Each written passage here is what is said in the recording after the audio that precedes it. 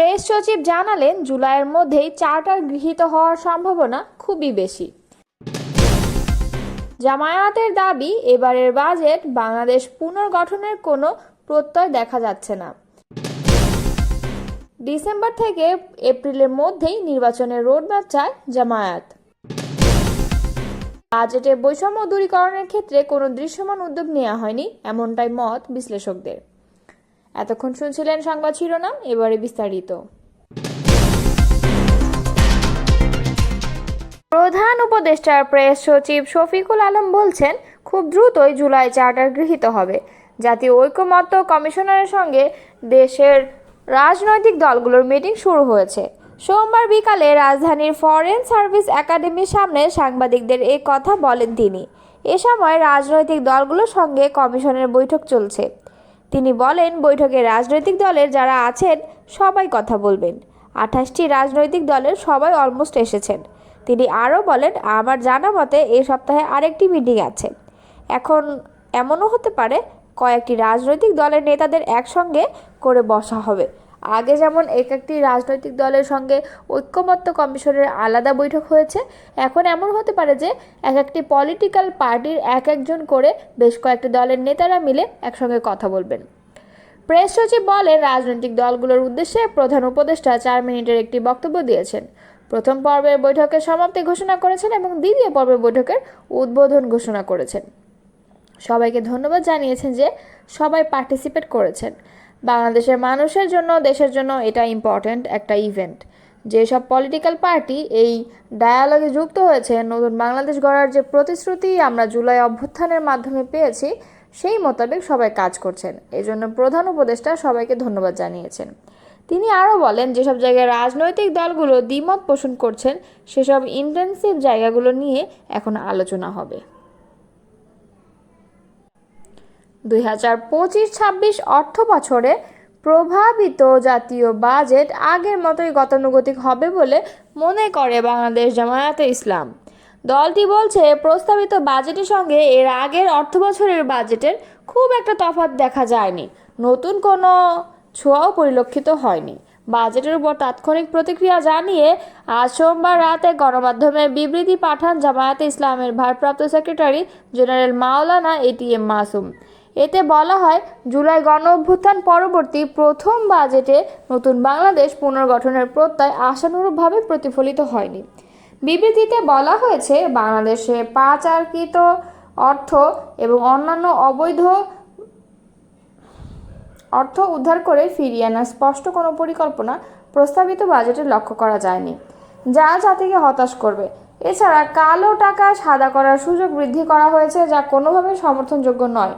এই অপচেষ্টা বন্ধ হওয়া প্রয়োজন। বিবৃতিতে বলা হয়, জাতীয় রাজস্ব বোর্ডকে 4,99,000 কোটি টাকা রাজস্ব আদায়ের লক্ষ্যমাত্রা ঠিক করে দেওয়া হয়েছে। গত 4 অর্থ বছরে এর কাছাকাছি অর্জন করা সম্ভব হয়নি। এবারও রাজস্ব আদায় বড় ধরনের চ্যালেঞ্জ হতে পারে। বাজেটে বিদেশ নির্ভরতা কমার কোনো লক্ষণ দেখা যাচ্ছে না উল্লেখ করে বিবৃতিতে জামায়াত বলছে, রাজস্ব আয়ের লক্ষ্যমাত্রা ধরা হয়েছে 5,64,000 কোটি টাকা। বিবৃতিতে বলা হয়, বিভিন্ন ধরনের পরোক্ষ কর বৃদ্ধির মাধ্যমে রাজস্ব বৃদ্ধির উদ্যোগ দেখা গেলেও প্রত্যক্ষ কর বৃদ্ধির তেমন বাজেট দেখা যাচ্ছে না। সুদ আর আমদানি শুল্ক বৃদ্ধি করায় আরএমজি সেক্টরে উৎপাদন ব্যয় বৃদ্ধি পাবে। এর ফলে তৈরি পোশাক শিল্পের রপ্তানির উপর নেতিবাচক প্রভাব পড়তে পারে। বাজেটে জুলাই অভ্যুত্থানে আহত চিকিৎসা প্রদান, সামাজিক সুরক্ষা বৃদ্ধি এবং আর্থিক সুবিধা নিশ্চিত করার জন্য বরাদ্দ রাখায় অন্তর্বর্তী সরকারের প্রশংসা করেন জামায়াত ভারপ্রাপ্ত সেক্রেটারি জেনারেল এটিএম মাসুম। তবে এই বরাদ্দ আরও বাড়ানোর দাবি তিনি জানান। ডিসেম্বর থেকে এপ্রিলের মধ্যে নির্বাচনের রোডম্যাপ দেওয়ার দাবি জানিয়েছেন জামায়াতের নায়েবে আমির ডক্টর সৈয়দ আবদুল্লাহ মোহাম্মদ তাহের। এ নিয়ে কোনো দলের নির্ধারিত সময়সীমা বেঁধে দেওয়ার পক্ষে নয় দলটি। সোমবার সন্ধ্যা 7:30টায় ফরেন সার্ভিস একাডেমিতে চলমান সংস্কার প্রক্রিয়ায় যুক্ত রাজনৈতিক দলগুলোর শীর্ষ নেতাদের সঙ্গে প্রধান উপদেষ্টার বৈঠকের পর জামায়াতের প্রতিনিধি দলের প্রধান হিসেবে সাংবাদিকদের ব্রিফিংয়ে তিনি এই কথা বলেন। ডক্টর তাহের বলেন, বৈঠকে কয়েকটি বিষয় আলোচনা হয়েছে। আমরা বলেছি, জুলাইয়ের মধ্যে সংস্কার করতে হবে। তারপর জুলাই সনদে সই করবে সব দল। রাজনৈতিক দলগুলো সরকারের প্রতি আল্লাহর কথা বলেছেন, তার নেতৃত্বেই জাতীয় নির্বাচন হবে। তিনি বলেন, প্রধান উপদেষ্টা ডিসেম্বর থেকে জুনের মধ্যে নির্বাচনের কথা বলেছে। আমরা তাকে বলেছি মে জুন বর্ষা, এর মধ্যেই রোজা ও পরীক্ষা আছে, তাই নির্বাচনের ডেডলাইন ডিসেম্বর থেকে এপ্রিলের মধ্যে হলে বিতর্ক থাকবে না। প্রধান উপদেষ্টা যাই করতে চান একটি রোডম্যাপ করে দিন, আমরা এটা চাই, তাহলে মানুষের মধ্যে আর শঙ্কা থাকবে না। তিনি বলেন, দেশের বাইরে 1,10,00,000 প্রবাসীকে ভোটাধিকারের বিষয়ে কমিশনের কোনো কর্মযোগ্য দৃশ্যমান নেই। আমরা এই বিষয়ে অগ্রগতির কথা বলেছি। আমরা বলেছি নির্বাচন লেভেল প্লেয়িং ফিল্ড চাই। নির্বাচন স্বচ্ছ ও গ্রহণযোগ্য করতে হবে, প্রশাসনকে স্বচ্ছতায় নিয়ে আসতে হবে, ভোট উৎসব মুখর করতে হবে এবং নির্বাচনের আগেই পরিবেশ নিশ্চিত করতে হবে, তাহলেই মানুষের মধ্যে অনিশ্চয়তা থাকবে না। প্রতিনিধি দলে ছিলেন জামায়াতের 2 সহকারী সেক্রেটারি জেনারেল রফিকুল ইসলাম খান ও AHM হামিদুর রহমান আজাদ। প্রস্তাবিত নতুন অর্থবছরে জাতীয় বাজেটকে স্বপ্নহীন যাত্রার নৈরাশ্যজনক বয়ান হিসেবে আখ্যায়িত করেছেন বিপ্লবী ওয়ার্কার্স পার্টির সাধারণ সম্পাদক সাইফুল হক। বৈষম্য বিলোপে বাজেটে দৃশ্যমান কোনো উদ্যোগ নেই বলেও মনে করেন তিনি। সোমবার সন্ধ্যায় এক বিবৃতিতে তিনি প্রতিক্রিয়া ব্যক্ত করেন। বাজেটের সামষ্টিক অর্থনীতির স্থবিরতা আর দুর্বলতাসমূহ ঢেকে রাখা যায়নি উল্লেখ করে সাইফুল হক বলেন, 7,90,000 কোটি টাকার বাজেটে দেশে সীমাহীন অমানবিক বৈষম্য বিলোপে দৃশ্যমান কোনো উদ্যোগ লক্ষ্য করা যাচ্ছে না। অর্থনীতির মন্থর গতি ও স্থবিরতা কাটিয়ে উঠতে অর্থ উপদেষ্টা তার প্রস্তাবনায় আশাব্যঞ্জক প্রস্তাবনা দেখা যাচ্ছে না। বাজেট প্রস্তাবনার বিনিয়োগ ও কর্মসংস্থানের ক্ষেত্রেও আশাব্যঞ্জক কিছু পাওয়া যায়নি, অথচ এটা ছিল অর্থনৈতিক ক্ষেত্রে অন্তর্বর্তী সরকারের বড় অগ্রাধিকার।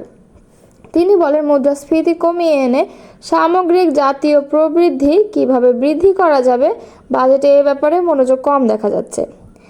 বিপ্লবী ওয়ার্কার্স পার্টির সাধারণ সম্পাদক উল্লেখ করেন, রাজস্ব সংগ্রহের ব্যাপারে এখনও পুরনো জামানার ধারা অব্যাহত রয়েছে। বিগত 15 বছরে লুটকৃত অর্থের একাংশ জব্দ করা গেলেও বাজেটের আকার আরও বড় হতে পারত। তিনি ইতোমধ্যে জব্দ করা অর্থ বাজেটে যোগ করার পরামর্শ দেন। তিনি বলেন, চরম দারিদ্র্যে থাকা 4.25 কোটি মানুষ কিভাবে দারিদ্র্যের অমানবিক চক্কর থেকে বেরিয়ে আসবে তার সুস্পষ্ট ও বিশ্বাসযোগ্য কোনো পদক্ষেপ নেই। এই সরকারের আমলে নতুন করে যে 27 লাখ মানুষ দারিদ্র্য সীমার নিচে নেমে এসেছে, বাজেটে এ সম্পর্কেও কোনো বক্তব্য নেই। বাজেট সম্পর্কে প্রাথমিক প্রতিক্রিয়ায় তিনি বলেন, বহু বছরের দুর্বৃত্ত ও মাফিয়া কবলিত অর্থনীতি থেকে কিভাবে দেশ বেরিয়ে আসবে তারও কার্যকরী কোনো পরিকল্পনা নেই। তিনি বলেন, সর্বোপরি বাজেটে স্বল্প আয়ের সাধারণ মানুষের জন্য কোনো উপযুক্ত সুরক্ষার প্রস্তাবনা নেই। অর্থ উপদেষ্টা সীমিত ও সম্পদের মধ্যে নানা খাতে ভাগবাটোয়ারা করার চেষ্টা করলেও আখেরে জীবনযাত্রার ব্যয় মেটাতে হিমশিম খাওয়া সংখ্যাগরিষ্ঠ মানুষকে আশ্বস্ত করতে পারেনি।